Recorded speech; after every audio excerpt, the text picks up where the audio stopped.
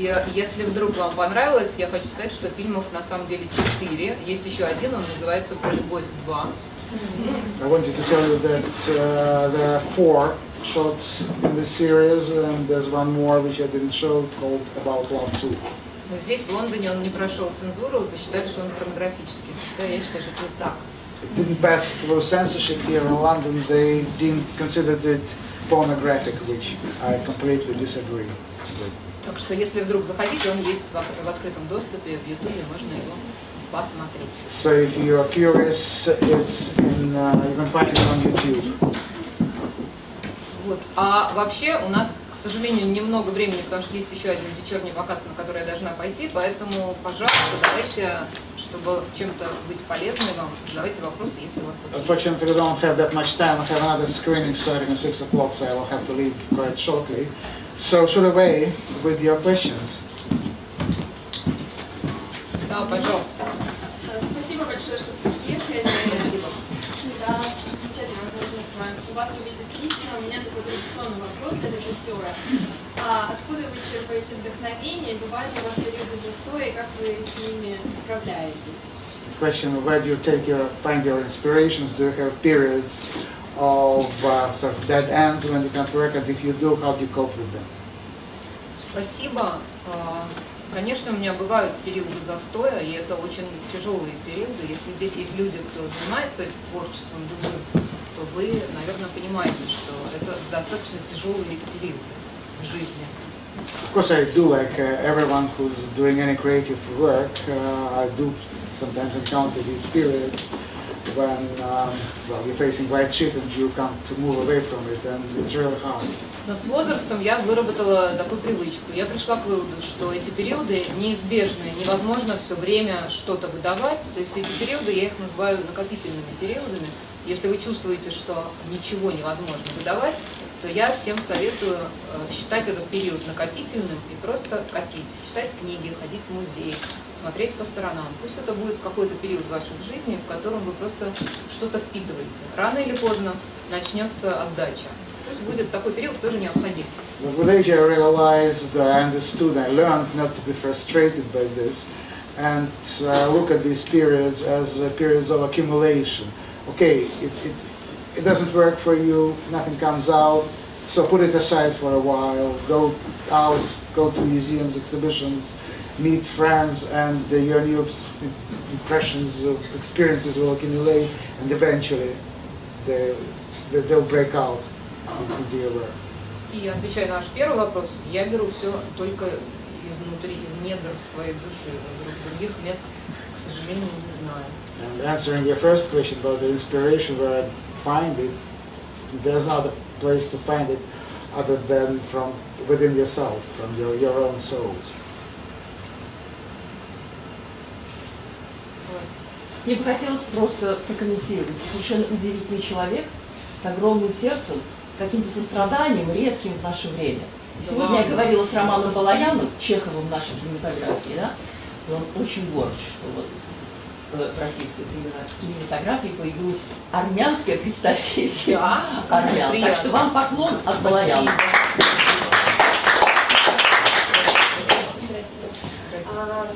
Очень, да, впечатлена вашим творчеством, вот, давно слежу за вами, но как просто зритель, обыденный зритель. Мне всегда было интересно, во многих ваших картинах вы выступаете автором сценария. Вот откуда вы берете вот эти истории? То есть это придуманные, это подслушанные, это подсмотренные или как-то... Все вместе. Most of your films... Просто. Очень интересно, извините. Очень интересно, особенно финалы. Вот иногда просто выбивают, заставляют на неделю задуматься, как бы вообще переворачивают голову, мозг. Вот, и просто интересно. Most of your films, you write yourself most of your films.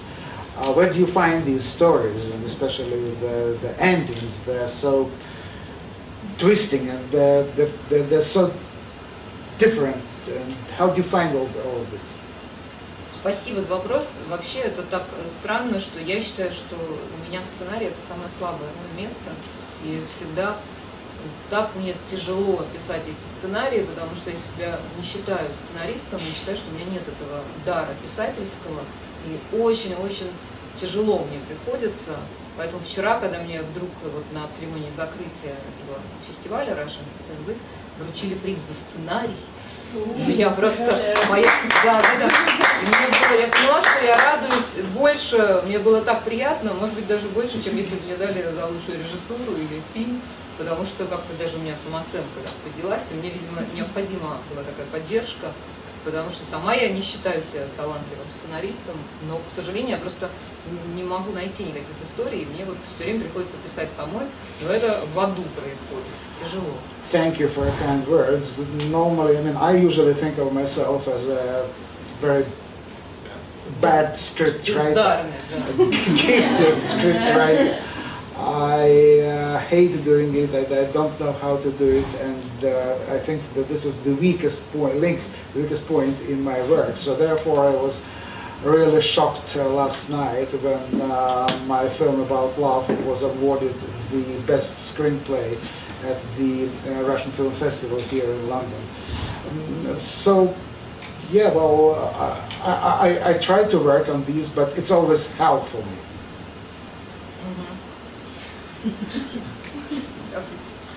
Мне очень понравилась ваша картина тоже. У меня вопрос такой по музыкальному сопровождению. Ну, помимо того, что вы используете классическую музыку, беспроигрышный совершенно вариант и неумирающий никогда материал. Как вы еще прибегаете вот как вы решаете этот вопрос с саунд-дизайном, каким-то музыкой, которая без оригинальную музыку? The question about the film and music, you use a lot of classical music, but how do you approach it, and how do you work on the sound design or the soundtrack for the films? Но у меня вообще очень музыкальные фильмы. То есть я не в тренде. Потому что считается, что серьезное кино — это когда тишина, шум, дуновение ветра и никакой музыки. Считается, что музыка — это вообще дурной тон в кино. Я музыку люблю, использую ее щедро, все фильмы придумываю под музыку, наверное, поэтому и это очень важная часть внутри каждого фильма. А как я подбираю, зависит от задачи. Скажем, в фильме про любовь вся музыка — это русская там попсовая песня. В фильме «Звезда» — это англоязычные песни. Ну, просто пытаешься сделать что-то разное и то, что подходит к фильму. I like music, and indeed there are quite a bit of music in my films, and this might be a bit untrendy. It is kind of cool now to use as little music in the films as possible to saturate the soundtrack with natural sounds rather than the music. But for me, music is hugely important. I work with music as a background, and there's always lots of music. And how do I choose this music? It depends very much on the film. Like, for instance, in the film about love, that was mostly contemporary Russian pop music. In the film The Star, it was Western music. So it varies from film to film. Продолжение разговора музыки. Для таких короткометражек что делать с правами? Carrying on with the question about music, when you work on your shorts, how do you clean the rights for music? Ничего не делаем, потому что эти фильмы снимаются для благотворительного аукциона. Они не имеют коммерческой никакой составляющей, просто показывают. Эти фильмы для одного вечера.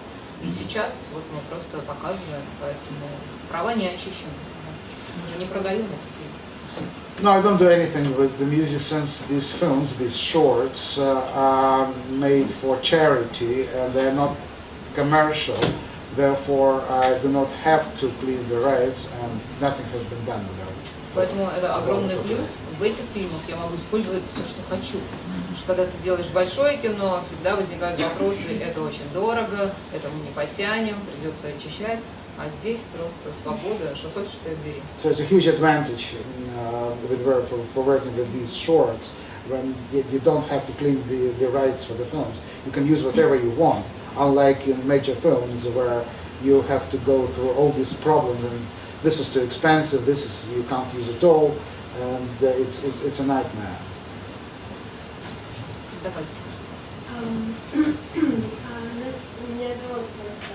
Первый, работаете ли вы сейчас над каким-то новым проектом? И второй вопрос, что для вас самое главное в работе с актером или в отношениях режиссера? What do you work on now, and what is the most important for you in working with actors? Я работаю, я пытаюсь писать сценарий, то есть как раз я сейчас в этом состоянии адом нахожусь. И второй вопрос, что для меня главное, во-первых, артист должен подходить на роль, это главное, потому что я считаю, что 90% успеха это правильный кастинг. И никак я особенно с ними не работаю, я просто очень правильно их выбираю.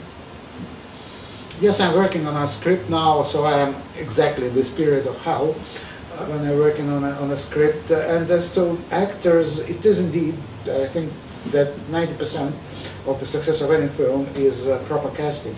So the actor should be appropriate for the film, which is quite hard. This is an essential part of my work.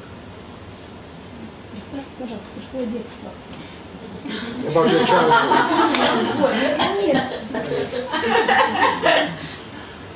Про прошлую жизнь еще расскажи. Хотя вы зря смеетесь, я прошла недавно через сеанс регрессии. Это такая штука, когда ты путешествуешь в прошлой жизни. Это очень интересно, но это, боюсь, мы не успеем до конца нашей встречи. I went through a seance or a session of regression, which is when you go back to your own life, but it's a long story. I'm afraid we're not going to have time for this. Мое детство, посмотрите фильм «Русалка». Это не автобиография. Я никогда не снимаю автобиографичные фильмы, но эмоционально всегда мои фильмы связаны с какой-то частью моей жизни. Вот детство, для меня фильм «Русалка» — это мое прощение с детством. Вот там будут все ответы. If you watch my film, The Mermaid, you'll see my childhood. It's not an autobiographical film. I never do autobiographical films, but emotionally, it's about my childhood. It's a way of my saying farewell, saying goodbye to my childhood. А кем же вы были в прошлой жизни? Египетской жрицей? So how were you in your previous life? Дело в том, что есть там, когда ты проходишь, тебя просят не рассказывать. So when you go through this session, you're asked not to talk. Да, ну давайте вот У меня вопрос. Там в титрах было, что сделан некий ресерч насчет этих таблеток, которые можно принять, чтобы стать лучше. Что вы об этом знаете?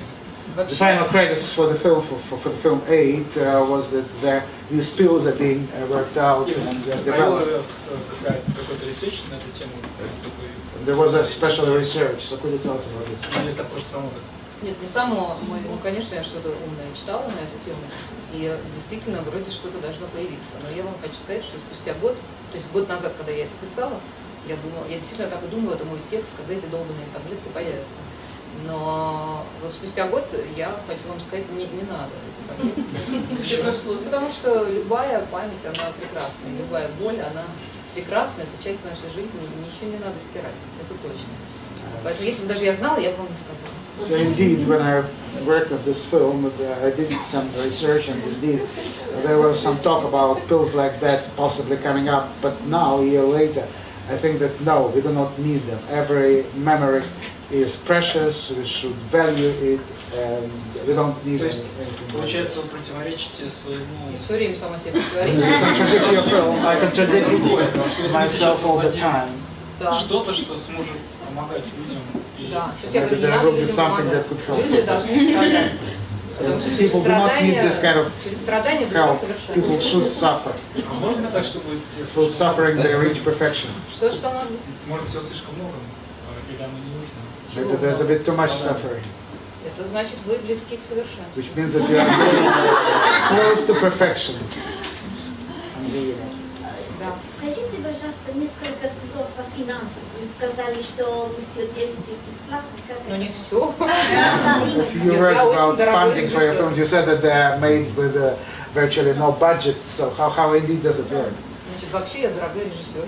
I'm an expensive director. Но эти фильмы, опять-таки, повторяю, они снимаются для благотворительного аукциона, поэтому, естественно, это не то, что даже я делаю их бесплатно, какие-то деньги все равно нужны, я отдаю свои собственные деньги, и съемочная группа тоже дает свои деньги, и мы снимаем это просто, вот работают все бесплатно, технику нам дают бесплатно, в общем, все дают, все какие-то мощности дают бесплатно, и мы, актеры, естественно, все снимаются бесплатно, поэтому получается вот безбюджетное такое кино. But normally, of course, with my full feature films, full length films, they are proper films, but these shorts were made for charity auction, therefore I work for free, sometimes even I invest my own money into it, actors work for free, we are giving all the equipment for free, so they are indeed made with no budget. Да, давайте. У вас во всех фильмах почти мужчины какие-то неудачи. Дебилы, да? Вы их так видите? Вот я сейчас новый пишу. Most of men in your films are kind of losers. Do you see them like that? Вот новый напишу, вроде так, нормально. No, I have this new film coming out. There we have a good man, a proper man. Да, даже. Фильм 8 продавался на интернациональном фестивале, и были ли какие-то препятствия для того, чтобы был произведен в России? Еще даже. Ребят, ну, Has the film 8 that we've just seen been applied for any international festivals, and have there been any obstacles for it because it was made in Russia? а почему должны быть? Why there should be any problems? Мы вот сейчас сняли фильм, и пока что у нас препятствия есть. Может быть, это дело в фильме? Ну, не знаю. Может, у вас политический какой-то фильм? А почему должны быть препятствия? Очень даже такой. Нет, это что-то вы не то говорите. Никаких препятствий нету. Русские фильмы путешествуют по всем. No, there are no obstacles whatsoever. Russian films travel over the world at various festivals and no problems. Причины ищите всегда в себе, не вовне. So look for reasons within yourself or in your own work rather than outside. Давайте. Хочу в первую очередь поблагодарить вас за данный фильм, я получила колоссальное удовольствие. И у меня вопрос. Вернувшись к вашему творчеству в плане сценариста, скажите, были ли такие моменты, когда вы снимали фильм, и именно в процессе съемки вы кардинально меняли какое-то направление? Может быть, с актером или новое веяние какое-то возникало именно в голове вашей видения? Were there instances when you were working on the film and you had to radically change the script and change the direction of the film? Да, чем дальше, тем больше я становлюсь более гибкой. Если в начале карьеры у меня было все четко, я придумала, и никто не смел ничего изменить, то сейчас я очень прислушиваюсь, особенно к актерам, которых люблю и знаю. К примеру, в этом фильме Цыганов, которого он еще у меня 10 лет назад в «Русалке» снимался, у меня было 2 варианта финала в этом фильме, и я не знала, какой финал сделать. И я потом подумала, ну что я буду думать? Придет Цыганов, я ему расскажу, и он сам выберет. Вот так вот. Так что все вопросы к Цыганову. Yes, I'm getting more and more flexible actually in my work, unlike previously when the script was like a dogma for me, but now there's more and more flexibility. For instance, in this film that we've just seen, the ending was quite open for a while. I didn't know how to finish the film, and the main actor, the lead actor, Evgeny Tsyganov, I thought, okay, why should I bother? Why should I wreck my head? He'll come and I'll ask him and we'll choose an ending. And that's how it happened.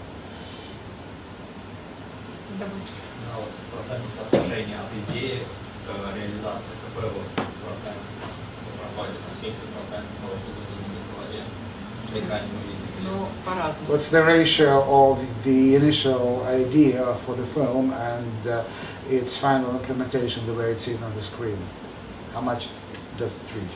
Очень по-разному, но все-таки он всегда меняется. Это такой длинный путь, и начиная от идеи, конечно, очень сильно меняется. Даже на уровне сценария, на уровне разных версий сценария может кардинально меняться. Но очень важно иметь какую-то все-таки изначально для себя сформулировать какую-то самую главную идею, и вот ее не потерять. Вот ее надо крепко держать. А все остальное может меняться. Это нормально, я к этому отношусь хорошо. Я считаю, что кино — это такое живое искусство, которое меняется при соприкосновении с другими творческими людьми. И не надо этого бояться. It varies a lot, and quite often it varies in the period of writing the script, and especially during shooting. And I'm not afraid of it at all. I think that film is a living organism and it develops, evolves in the process of making it. Спасибо вам большое за ваше творчество, оно всегда очень вдохновляет. И вопрос, могли бы вы прокомментировать свое появление в кадре? То есть, что это? Сейчас я вам расскажу, как Could you say what would you say about your own cameos, your own appearances in the film? What is that about? Значит, если вы знаете, что стедикам, это камера прикреплена к оператору, и это был единственный такой длинный кадр без монтажных склеек, то есть Цыганов спускается, камера делает вокруг круг, и потом они вместе идут, и обычно я снимаю 1-2 дубля, очень быстро. А здесь из-за того, что так технически было сложно, кто-то не туда пошел, кто-то прошел мимо камеры, мы снимали уже где-то 15 дублей. И вот на этом последнем 16-м дубле, естественно, когда снимаешь, все орут, там что-то происходит, это не так, все в тишине, под музыку. Я стояла рядом со своей дочкой, просто стояла, чтобы контролировать. И в момент, когда пошел Цыганов, оператору захотелось, чтобы кто-то мимо прошел, и он начал орать: «Аня, иди! Аня, иди!» Я испугалась, и даже там есть момент, что я смотрю в камеру, схватила ребенка и пошла. И в итоге дальше мы пошли, и оператор неожиданно пошел за мной. Я чувствовала спиной, что он идет за мной. И в какой-то момент я ушла направо, и он завернул налево. В общем, по движению это оказался, к сожалению, единственный нормальный кадр, и нам пришлось его взять, потому что обычно я не появляюсь в больших фильмах, меня нет. Normally I try to avoid being in my own films, but this one, it happened quite accidentally and quite spontaneously. There needed to be a figure, and the cameraman, I was there standing with my child, with my daughter, little daughter, and the cameraman started shouting, "Anna, walk just there." So he followed me with the camera, and it turned out to be a good shot, so we included it. Да. Да, у меня вот вопрос про монтаж, потому что у вас очень органично все выстроено, когда смотришь, когда обычно смотришь эти короткометражки, всегда такое ощущение, что где-то чуть-чуть длинно, где-то коротко, и у вас все прям идет, скучно совершенно не бывает никогда, что сейчас, мне кажется, иногда бывает, особенно на фестивале кино. И вот у меня вопрос про монтаж. Участвуете ли вы в монтаже с самого начала, или вы приходите после того, как первый кадр сделал, какой-то уже есть что на что посмотреть? The question about editing, your films are marked with the very precise editing. Do you get yourself involved in it? Вначале собирает монтажер, это то, что называется рыба, но это очень такой сухой монтаж, не имеет никакого отношения к тому, что в итоге появляется. Дальше, конечно, сажусь, и мы сидим с ним, монтируем сам. Yeah, I am very much involved with it. Well, probably the rough edit is being done by the editor, but then, of course, I am very closely involved with the final editing. Сколько обычно занимает короткометраж, который вы видели, сам процесс? И эти сам процесс от идеи, Не, именно монтаж, монтажный процесс. потому что вот это все снимается в истерике в последний момент перед аукционом, как правило, у тебя ночь, 2, если 3, это роскошно. Да, These films are made really hysterically on the eve of these auctions, so if we have 1 or 2 nights, most 3 for editing, that's a luxury. Да, обычно вообще фильмы эти аукционные делаются, вот просто ты не спишь неделю, и потом одеваешь вечернее платье и выходишь продавать. Вот так. So normally you go out without sleep for a whole week, and then you put on your evening dress and they come out onto these auctions and selling these films. Давайте. Какой ваш стиль работы на площадке? What's your style of working during shooting? Ну как, я говорю, все молчат. Well, I talk, everybody has to shut up. На самом деле у меня очень хорошая всегда площадка, дружная. Мы работаем в любви, в дружбе, потому что площадка такое место, она тяжелое место, эмоциональное. И очень часто, когда приходишь на чужую площадку, видишь, что все орут, мат-перемат. И непонятно, почему на съемочной площадке, если когда-то вы были, обычно это вот нормальная картина. Все орут друг на друга. У меня так никогда не бывает, потому что я в такой ситуации сразу теряюсь. У меня все должны друг друга любить и дружить. Тогда что-то вот рождается. I have a very close-knit team, and I like the atmosphere of trust and friendship and goodwill during shooting. Normally, which is very unusual. Normally, whenever you come to a shooting, everybody screams at each other, everybody's cursing each other. I hate this. I can't work in this atmosphere. So for me, there has to be peace, love, and understanding. Так, давайте еще пару или... Two more questions and I have to Вы go. хотите, давайте. Как известно, режиссер делится на говорящий с актером и показывающий. Давно хотел спросить. Так, еще раз. То есть, если режиссер актера предпочитает ничего не показывать, это определенная парадигма, концепция. Там не только объяснить, они сами что-то там делают. В этом смысле, да. А есть актеры показывающие, Да, да. подыгрывающие. Directors Кому вы относитесь? in two groups. Some talk to actors, tell them, the others show. Which part do you belong to? Ну, бывает комбинация, но, конечно, в большей степени первая, потому что я все-таки очень люблю артистов, и если я их беру, значит, я хочу, чтобы они что-то свое привнесли, мне не нужно, чтобы они как обезьяны за мной повторяли. Мне нужно им объяснить, чтобы они привнесли что-то свое, поэтому, конечно, все-таки больше первое. It's probably more the first, the former talk. There are some combinations, but I respect my actors. I don't want them to ape what I'm doing, but I'm trying to talk to them, to explain, to convey the message, the meaning, what I want to say in this particular film. Что, все? Ну давайте, Последний. последнее. У вас есть какие-то любимые режиссеры, которые вас вдохновляют перед фильмом? Как, скажем, Бергмана был Тарковский, еще кто-то другой. Перед каждым фильмом, новым фильмом, он смотрел Андрея Рублева. У вас есть кто-то, кто вот... Да ладно, ваш? кто это? Бергман смотрел, а Андрея Бергман Рублева перед всегда... каждым фильмом новым он смотрел, то есть работал с тем и с другим. Он смотрел Андрея Рублева перед каждым.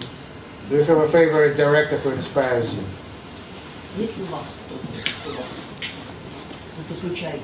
Вы знаете, это всегда индивидуально, потому что это зависит от фильма. Вот фильм, который вы сейчас просто странно задали этот вопрос, фильм, который я собираюсь снимать, он имеет некое отношение к Андрею Рублеву, и поэтому я сейчас тоже пересматриваю этот фильм.